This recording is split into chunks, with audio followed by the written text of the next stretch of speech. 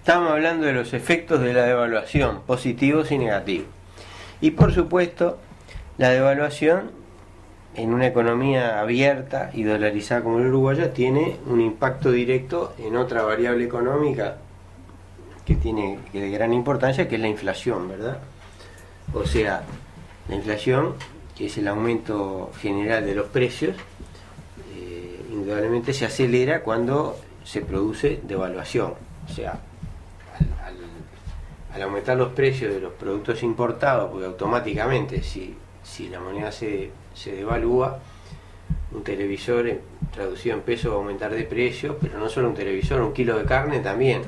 Si la carne mantiene el mismo precio en dólares, y como sabemos que el precio del mercado interno está arbitrado con el precio de la exportación, automáticamente aumenta la carne. Y lo estamos viendo eso. Claro. Al hacer las compras diarias lo vemos, las familias lo vemos, ¿no? Por supuesto. Que salimos a hacer las compras.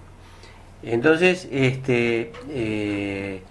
todo eso queríamos un poco sintetizar, ¿no? el tema del dólar. Entonces vemos que hay sectores que reclaman un dólar caro, que reclaman un aumento del precio del dólar, los sectores exportadores, sectores industriales.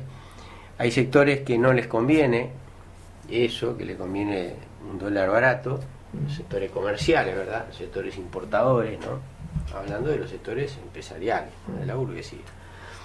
Y para los trabajadores el tema es mixto, porque por un lado un dólar barato mejora el poder adquisitivo directamente, ¿no?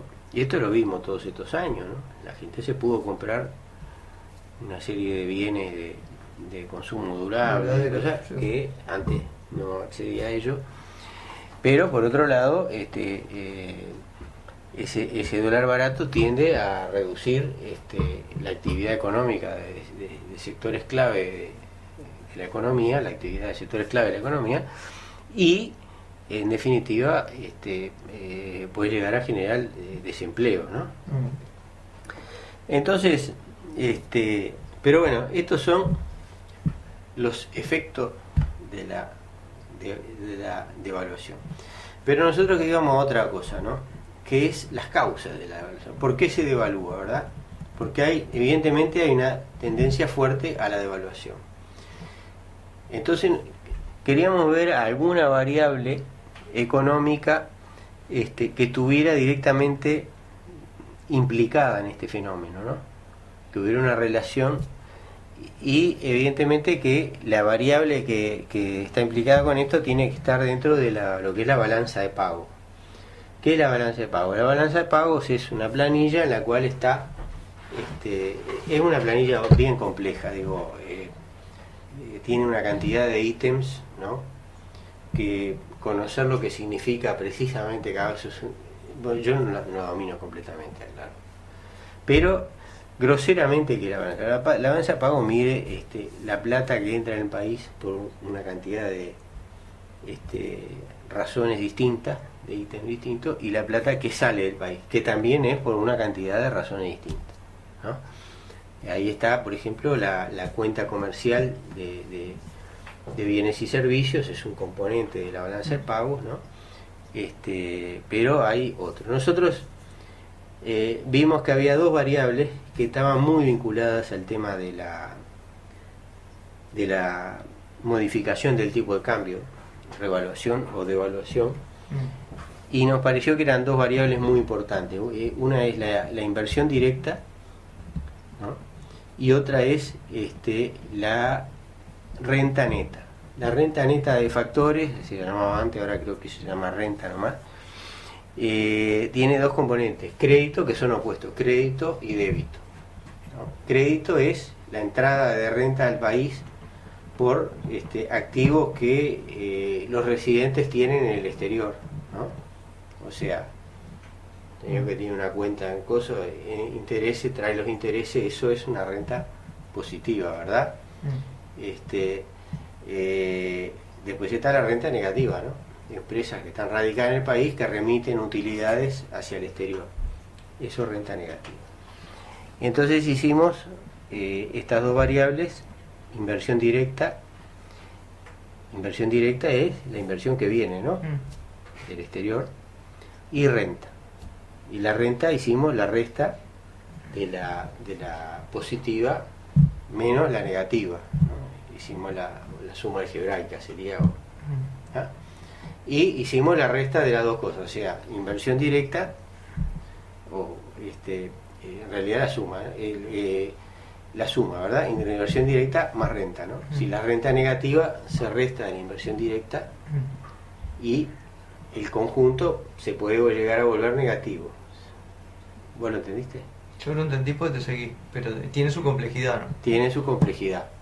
En definitiva, es una medida que busca cuantificar cuánto dinero entra como inversión, menos el dinero que se va como ganancia del capital extranjero. O nacional, que simplemente, porque que sea un nacional no quiere decir que el capital se quede acá.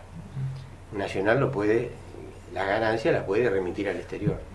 Para eso tenemos la sagrada libertad de movimiento de capitales, que tanto prestigio nos da en los mercados financieros internacionales como país, ¿verdad?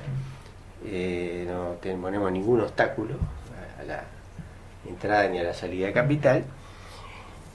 Entonces, es eso, simplemente es eso. Inversión, cuánta inversión llega y cuánto se va como ganancias remitidas hacia el exterior. Eso es lo que queríamos cuantificar. Y queríamos ver si la devaluación era una expresión de eso. Entonces hicimos, graficamos, ¿no? Hicimos una gráfica que se la vamos a mostrar. Queda en el video de Resonando para el que la quiera ver y después queda en el blog. Ahora Resonando Pablo, en Feni la van a poder acceder a la Pablo gráfica. apunta la cámara para acá y se la mostramos. A ver. Me quedó muy bonita la gráfica, estoy muy orgulloso. Estoy muy orgulloso de la gráfica. Esto es un poco en broma, ¿no? El micrófono. Bueno, ¿la tenía apuntada? Sí. Ahí está. Bueno, la gráfica tiene en azul está ese diferencial que mide ingreso de capital menos salida de capital, groseramente, ¿verdad? En azul. Y acá tenemos cuando empieza la secuencia del tiempo en el año 2000. Tomamos este año porque es el que aparece más viejo en los datos que publica Central. No usamos otro criterio, ¿verdad? Es un criterio simplemente lo que nos impuso la realidad. Pero es interesante porque es un criterio previo a la crisis de 2002, ¿verdad? O sea, acá está reflejada la crisis de 2002. En rojo tenemos el tipo de cambio, ¿verdad? Pesos por dólar, que está numerado en la escala de la derecha. Sí. En la escala de la izquierda son millones de dólares y es el ingreso neto de capital, ¿tá? Entrada menos salida, a decirlo en una forma sencilla y que creo que la entiende todo el mundo, ¿verdad? Entonces vemos 2000 tenemos un balance positivo de capital de aproximadamente 200 millones de dólares, ¿no? Y un tipo de cambio que estaba en el entorno de eso lo vemos acá, entre el entorno de los 12 o 13 pesos por dólar. Viene 2001, acá, esto seguramente ya es 2002, se produce la devaluación y el tipo de cambio salta a cerca de 30 por dólar, ¿verdad? Acá tenemos el balance capital que se mantiene ahí más o menos hasta que cae bruscamente, empieza a caer, y tenemos que en el año 2004 el balance se hace negativo, o sea, aproximadamente menos 200 millones de dólares. O sea, sube tipo de cambio, se está produciendo una salida de capital importante. Me estás asustando con lo que estoy viendo al fin de la gráfica. Bueno, ahí viene el chachán, platillo redobla. Bueno, acá le pusimos un colorcito y pusimos, este es un periodo de salida de capital, ¿está bien? Después, en 2004, en 2005 asume el Frente Amplio, empieza un proceso inverso, ¿verdad? Muy marcado. Acá tenemos una salida de capital muy marcada y una devaluación muy marcada. ¿eh? Queremos aclarar una cosa, esta devaluación no está mediada, acá el Banco Central no intervino, ¿verdad?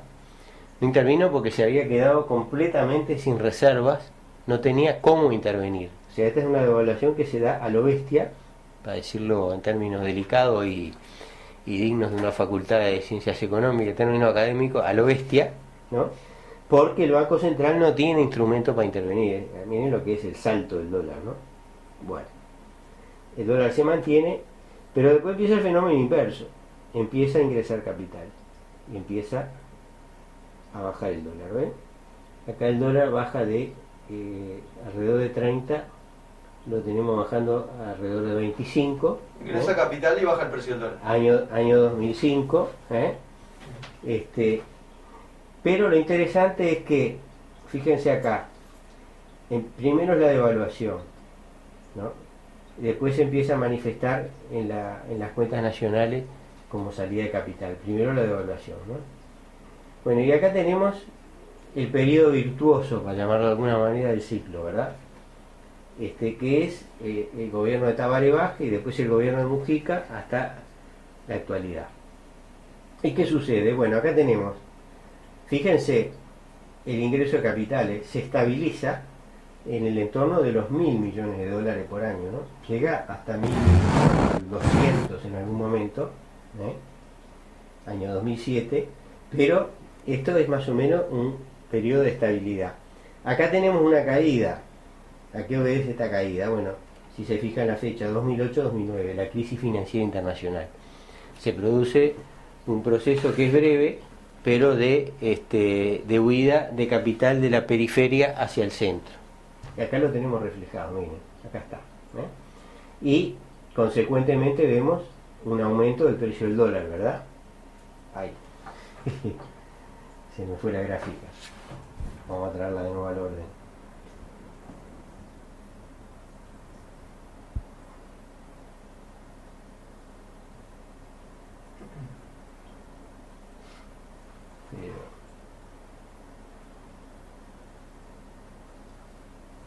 Bueno, ahí volvimos. El proceso de entrada de capitales se reactiva nuevamente a partir de 2009, llega otra vez a un pico del entorno de los 1.200 millones de dólares, ¿cuándo? En 2013, que es la cúspide, digamos, de la actividad económica en el país. En realidad el Producto Bruto sigue creciendo hasta el año 2014. En el 2015 tenemos la incógnita del producto de todo el año, que se va a develar en marzo ahora, cuando se refleje, se publiquen las cuentas nacionales, ¿no? Pero evidentemente en 2015 la economía prácticamente se ha estancado, ¿no? Pero acá está el ingreso de capitales, ¿verdad? 2013. Y acá viene 2014. Acá coinciden, ¿ven? 2014, 2014. Máximo ingreso de capitales, valor del dólar que se mantiene en el entorno de los 20 pesos por dólar, ¿no? Acá todo esto está, todo este periodo, quiero decir algo muy importante, está afectado por la actividad del Banco Central. ¿En qué sentido está afectado? Bueno, el Banco Central está evitando que esto caiga mucho más, ¿verdad? Que la línea roja se vaya a 15, a 14, a 12, no sé a cuánto se hubiera ido si el Banco Central no hubiera intervenido. Acá está mediado por la intervención del central. Acá inclusive hay un periodo de un cierto control de capitales, del ingreso de capitales, ¿no? Medidas que bloquean parcialmente el ingreso de capitales. Probablemente por esto se deba este pequeño aumento de acá. Pero acá cambia rápidamente, se produce la inflexión. Y acá ven, la línea azul, balance neto de capital, una caída brusca. Sigue siendo positivo, está en el orden de los 200 millones de dólares. Esto es, estos datos son de los primeros 3 trimestres de 2015, que es cuando tenemos información, porque todo se publica con las cuentas nacionales. Y acá tenemos el promedio de la cotización del dólar de los 3 primeros trimestres de 2015. ¿Ya? Esta línea, si hubiéramos seguido la gráfica, no lo hicimos porque esta línea no la podíamos seguir, porque no tenemos la información. Pero si hubiéramos seguido esta gráfica, veríamos que el rojo estaría por acá, ¿eh? Porque el dólar está en 32, ¿verdad? Sí. Y muy probablemente cuando se hagan los números de cuentas nacionales, la línea azul también esté francamente del lado negativo. Acá está el 0, ¿verdad? Este es el 0 de la escala esta, esté del lado negativo, ¿no? Bueno, queríamos, digamos, ¿qué función tiene el ejercicio este? Bueno, el ejercicio este es eso último que dije al final, ¿verdad? Es prever qué está pasando con el flujo de capitales a través de una expresión que es el tipo de cambio. Y probablemente ahí, esto lo demostrará a mediados de marzo o a fines de marzo, no me acuerdo la fecha exacta, cuando se publiquen las cuentas nacionales, vamos a terminar la gráfica, vamos a concluir la gráfica con esa nueva información, y vamos a ver si se comprueba el valor predictivo del tipo de cambio, que es una variable que la podemos conocer prácticamente minuto a minuto, porque bueno, uno la averigua al fin del día, sí, pero si quiere la puede conocer durante el día también, ¿no? Es verdad. Y ver si es predictiva de lo que está pasando con el flujo de capital, que es en definitiva una medida de la inversión. Evidentemente en este contexto la devaluación tiene importancia, ¿no? Y está teniendo ese indicador de algo a nuestro juicio francamente negativo. Ya que hablamos del tema de las reservas del central, digamos que como lo hemos dicho muchas veces en el programa, lo hemos escrito, lo decimos una vez más, por si algún oyente nuevo o algún oyente no se acuerda, tiene una contrapartida que es la intensa emisión de deuda en moneda nacional que hizo el Banco Central, que en algún momento llegó al orden de los 9.000 millones de dólares, que generó una cuenta de intereses que se puede estimar en el orden de los 6.000 millones de dólares. Esa es plata que se perdió, ¿verdad? Y que se hizo para precisamente generar esa masa de reserva, ¿no? Pero el costo de eso, imagínense, 6.000 millones de dólares, si se construyeran viviendas de 100.000 dólares, estamos hablando de 60.000 viviendas, ¿no? O sea, es un disparate, una cosa absurda, ¿no? Que ahora se está revirtiendo, porque también hay que decir que simultáneamente con las caídas de la reserva, que no la pusimos en la gráfica, las reservas han caído de un máximo de 8.300 millones de dólares, están ahora en 3.600 y pico, 3.700 millones de dólares, ¿no?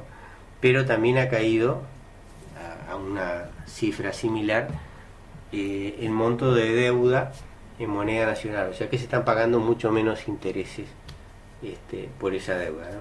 Ese es un factor positivo, tardío, ¿verdad? Porque esto debió controlarse de otra manera. Yo creo que sí había que controlar la caída del dólar, porque hubiera sido un desastre que el dólar hubiera llegado a los 14 pesos o a los 12 pesos o a los 10 pesos, no sé cuánto podía haber llegado en determinado momento, pero indudablemente que se debió... Cuando ingresaban capitales. Cuando ingresaban capitales, pero creo que se debió controlar con instrumentos de control en el ingreso de capitales para frenar ese ingreso, por lo menos toda la parte especulativa, ¿no?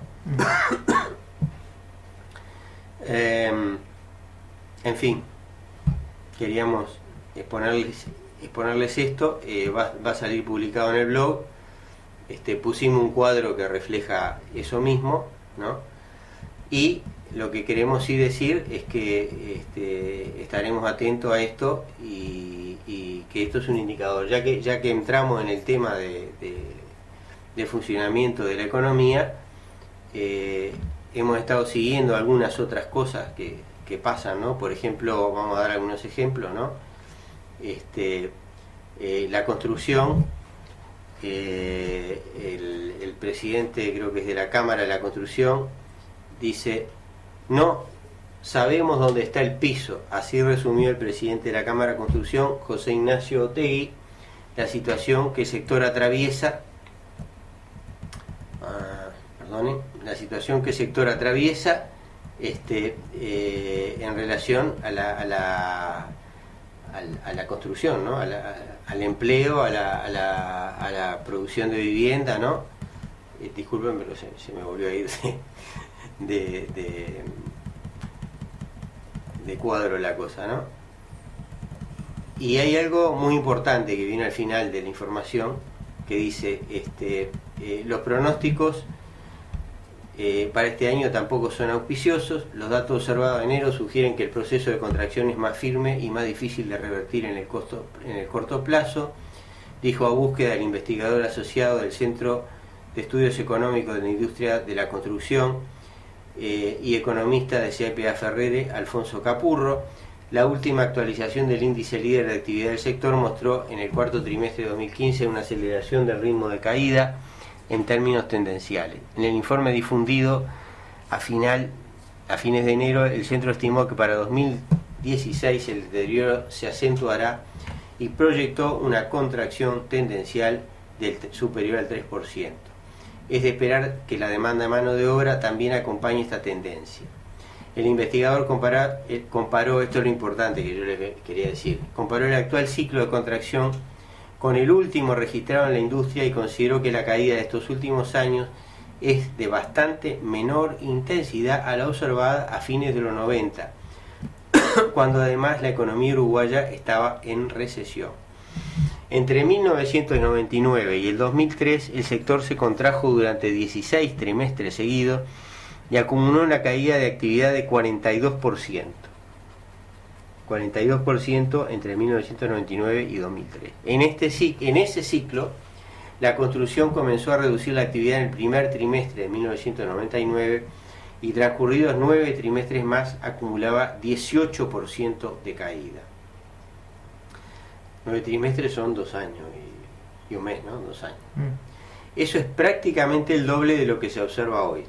Desde el pico de actividad que la industria registró en el segundo trimestre de 2012, van prácticamente 9 trimestres de caída ininterrumpida y el producto del sector se contrajo 10%. De todas maneras, el periodo de caída en la crisis anterior duró 16 trimestres, se produjo una caída de la actividad del 42% y ahora van 9 trimestres de caída y hay una contracción del 10%. Bueno, no sabemos qué va a pasar, obviamente vieron que nunca se sabe, pero si esto lo unimos con la gráfica que venimos, bueno, y después la información obviamente que va dirigida tiene un mensaje hacia los trabajadores de que no, en definitiva, no reclamen mucho salario porque se van a quedar sin trabajo, ¿no? Para decirlo delicadamente y en lenguaje académico, es lo que le están diciendo a la gente, ¿no? Bueno, hay otra información, el negocio financiero durante el 2015 afectó también a las administradoras de crédito. Según un estudio realizado por la Asociación de Empleados Bancarios del Uruguay, la cartera de crédito de las financieras medida en dólares se deterioró. Acá está hablando de las financieras, no de los bancos, que son colaterales de las financieras, como siempre, ¿no? Siempre lo han sido en este país y en el mundo. Se deterioró 2% en el año y hubo un leve aumento de la morosidad. O sea que la caída es leve, 2%, ¿no? Se distinguen 3 niveles de morosidad. Morosidad es la gente que está atrasada en los pagos, ¿no? De morosidad promedio en 2015. Algunas empresas presentan niveles cercanos a 5%, otras a 20%, y otro grupo de instituciones trabaja con niveles cercanos a 30%. Está brava esa, ¿eh? No, 30%, claro. Pero si vos cobrás una tasa de interés prácticamente de usura. Usted lo ha dicho. Usura si cobrás el 80% de interés y tenés una morosidad del 30%, no tenés mucho problema, estás ganando nada más que el 50%. Digo, número muy grueso, no sé si alguien que sepa matemáticas financieras le da eso, pero de todas maneras estás ganando mucha plata. Sí. Vamos a decirlo mucha así. plata, sí, tal cual. Pero de todas maneras, ¿no? Yo no estaría tranquilo si estuviera prestando plata y tuviera un 30% de morosidad. ¿Qué quiere que te diga? Los niveles varían. Oca con un peso del 26% del total de créditos. Cerró el año con un 5,7% de morosidad, mientras que ANDA 21% del mercado con 18,6% y Creditel, que tiene también un porcentaje importante, 18% de la plaza con 21%. O sea, esto se trabaja evidentemente con altos niveles de morosidad y altos niveles de ganancia. Fíjense, el resultado acumulado de las administradoras ascendió a 121 millones de dólares, un aumento de 13% con respecto al ejercicio anterior. Les importa un rábano porque igual ganan montañas de plata, ¿no? Pero de todas maneras es un indicativo que el volumen de créditos está bajando y que la morosidad está aumentando, ¿no? Esto no está hablando bien de la actividad económica, ¿no? Bueno, viste que Evo, pobre, no Sí. se pudo reelegir. Digo pobre, hay mucho malo que decir de Evo Morales, en mi opinión. Pero también hay algunas cosas buenas que son importantes, ¿no? Echó a la DEA de Bolivia, ¿no? Echó durante bastante tiempo al embajador yanqui. Ha tenido, digamos, actitudes dignas, ¿no? Es verdad. Ha llevado a la economía de una forma ordenada, pero también ha tenido una gran importancia la entrada de empresas extractivas en Bolivia, ¿no? De minerales, de petróleo, de gas, en fin, un balance mixto, pero yo creo que es mucho mejor o menos malo, si quieren llamarle, que cualquier otra alternativa que ande en la vuelta. Bueno, con esto nos despedimos. Hasta el próximo. Hasta el próximo día.